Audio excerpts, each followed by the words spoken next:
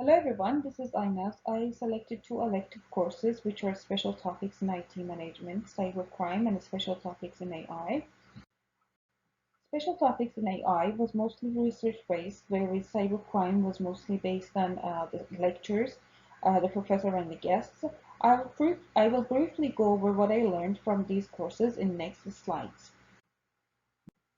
Let's start with special topics in IT management, cybercrime. In this course, I learned about cybercrime costs.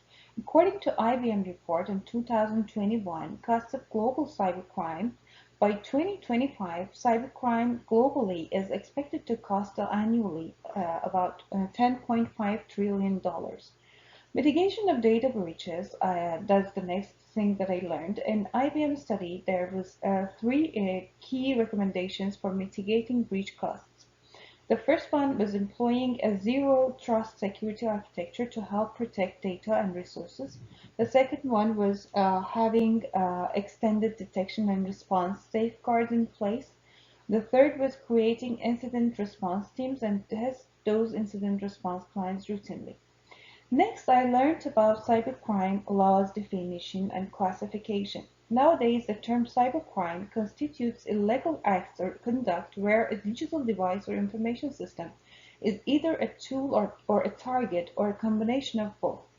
We learned about the four elements of land-based crimes and cybercrimes, which are one, culpable, a culpable mental state of the perpetrator.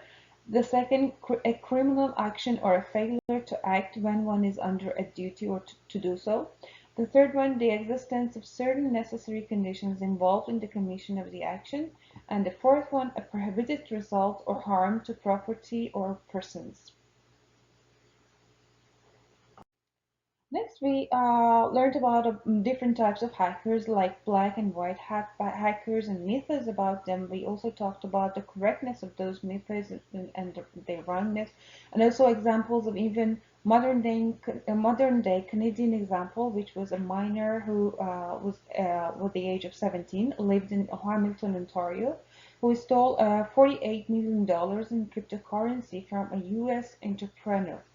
Overall, in this course, I learned about cybercrimes, law and regulations about cybercrime. The course included many presentations about different examples of hackers, which gave me a broad overview of what may happen in case of cybercrimes happening even with good intentions. The case that seemed interesting to me was Aaron Hillel-Swart's case. Aaron, who was 24 at the time of his arrest, was charged with computer fraud, electronic fraud, illegal information acquiring from a secured computer, and reckless computer damage on January 6, 2011.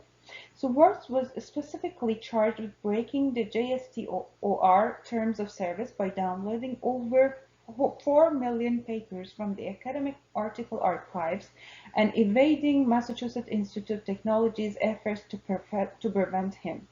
He created a Python script which enabled him to download papers quickly from JSTOR. The usage of a script to download several articles represented a criminal mentality.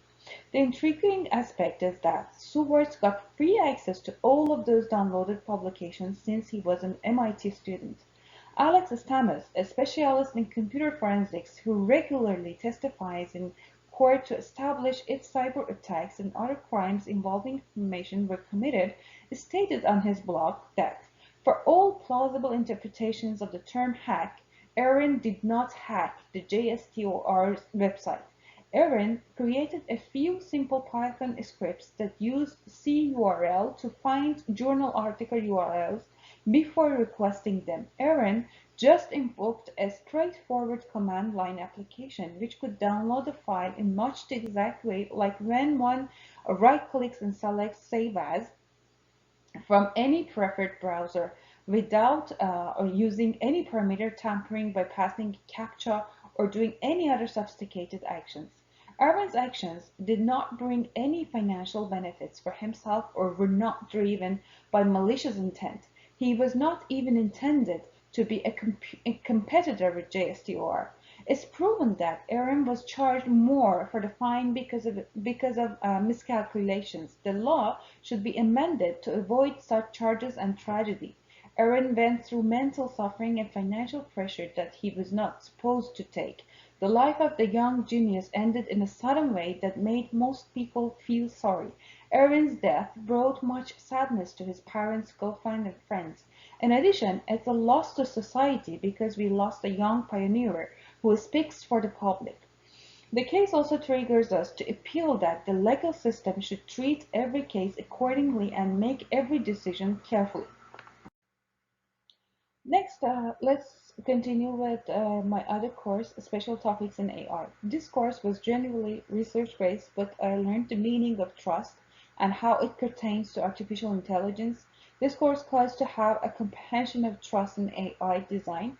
I also learned how to apply a trust model in making trust decisions using thought experiments and observations of trust and trustworthiness, especially when doing our final project. The title of our final project for this course was What Makes Humans Build a Trusting Relationship with a Chatbot. I want to talk a little about our project. Recently, there has been a push in the field of mental health to develop digital therapies that may either support or take the place of in-person mental health services. Automated processes show enormous potential for both mental health care practitioners and individuals who need mental health care, since access to mental health services continues to be a problem around the world and there is not enough of a mental health workforce to satisfy the demand for those types of services. Chatbots, type of AI technology, sometimes referred to as conversational user interfaces, are technologies that mimic human interactions through text or speech using artificial intelligence and machine learning. There are several completely automated and engaging conversational agents or chatbots that are available on the market, such as Wobot. Wobot is a chatbot with features to automate cognitive behavioral therapy that may be accessible via mobile apps or Facebook Messenger. The tool was created to track depression symptoms and anxiety and also manage crisis using acquired abilities such as recognizing and battling cognitive biases. In this project, we were supposed to use Lewis and Marsh's general model for making trust-based decisions. So let's discuss briefly the Lewis and Marsh's general model. This model is made of many contributing situational subjective factors and features based on trustworthiness. Judgments based on subjective trustworthiness are learned by trustworthiness features which are highlighted in blue blocks in the figure here and depend on the existing information. Other factors such as situational and subjective factors such as attitude towards the risk, information about the risk, and disposition are combined to make an informed trust decision. The subsequent behavior produces either disengagement or risk in the relationship, which ultimately leads to new information.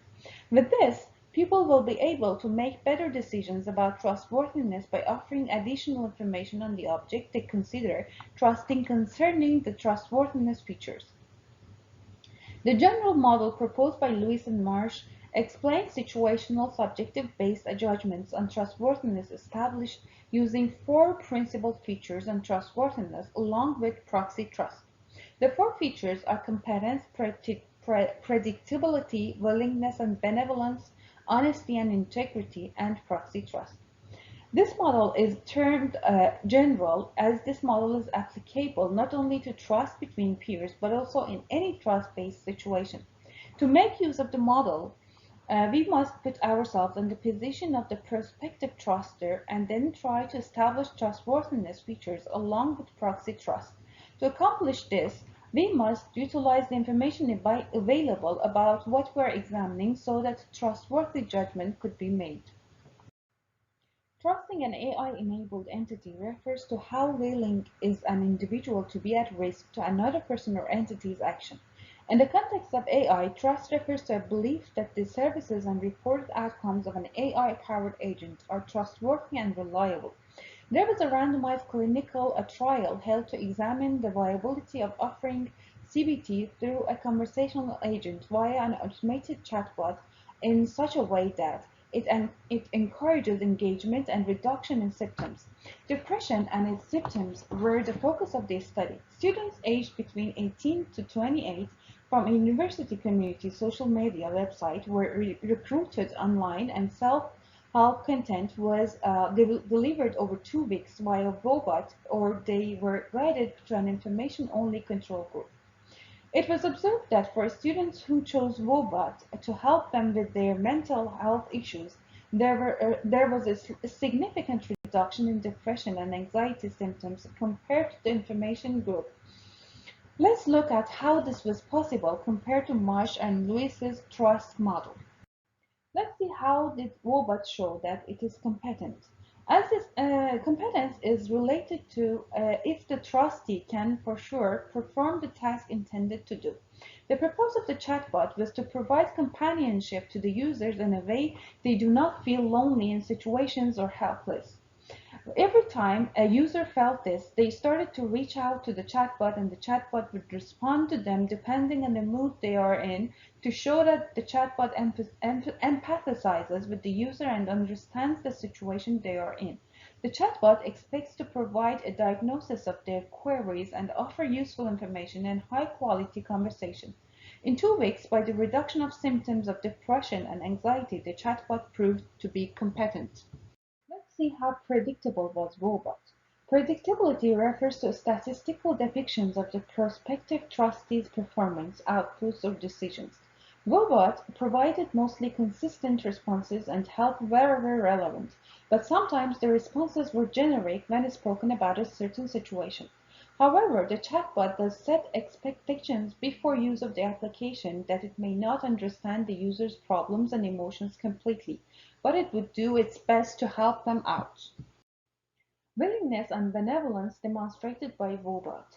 Willingness refers to the alignment of the goal of the trustee to the needs. The chatbot was created to help an individual deal with stress, anxiety, and depression, so the application is well suited for individuals with similar needs and who would like to deal with their issues. Robot engages them in such a way that it reduces their stress level first by checking up on them regularly and proactively, starting a conversation with them, and at the same time providing useful information in the form of videos that could help alleviate their stress. We can say that Robot is benevolent as its actions and decisions are motivated by the needs of the truster. How honest and integrant is Robot? The truster needs to determine if the prospective trustee has intellectual reasoning to honor the agreement made. Robot is created based on cognitive behavior therapy. Since CBT is problem-focused and goal-oriented, it provides honest feedback to the user's queries. CBT focuses on issues that are in an individual's day-to-day life. Robot can help them assess their attitude, beliefs, and behavior towards behavioral and emotional reactions that cause them difficulties such as stress, depression, and anxiety. With an understanding of this, users would expect honest and trustful reactions and help from the bot when their issues fall into this section. If the situation falls out of this, the chatbot may not break the agreement but may not respond to the user in the way they expected, or if the situation worsens, the user would be encouraged to get help. Robot was established in 2017 by clinical psychologists at Stanford University. Now the number of daily users has doubled since then. With the number of users using the application and the fact that it was designed by clinical psychologists at Stanford University, which is one of the most reputed schools in the world, most users would consider these before using the application. Hence, proxy trust is one of the most crucial factors that enable users to trust to use the intended application. Trust is the fundamental element in the building of any relationship, which was explored in this paper. Of course, conversing with a bot is not exactly like conversing with a human, but advancements in AI could incorporate more human factor in bots, such as conversational bots, and could pave way for more engaging and useful applications in mental health care industry. Thank you for your attention. And these are the references I used.